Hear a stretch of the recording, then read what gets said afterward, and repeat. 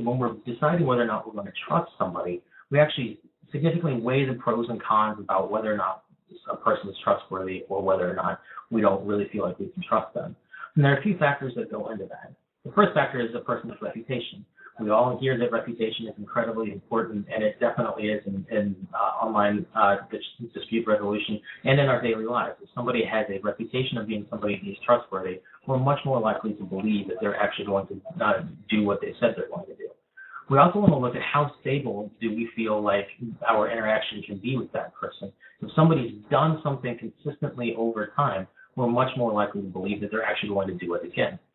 We also go through and we look at the consequences of trusting somebody. What if we trust somebody and it goes wrong and we develop a sense of mistrust? What does that do to the relationship?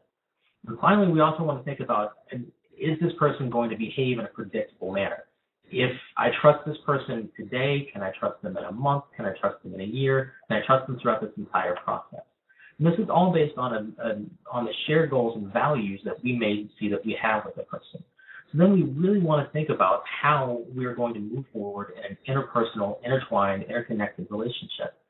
Now, trust is really based on a continuum. It's in constant flux. There are times, think about the times in your life where you might have trusted somebody a little bit more or a little bit less at different points in your relationship with that person.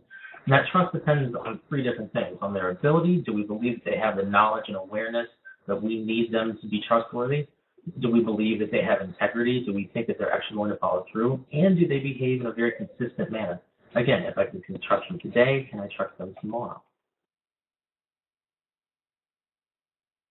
So now that we've talked about how trust is actually formed, let's talk for a second about what actually happens when trust is actually broken. Because let's face it, trust can be broken, and if you're in an online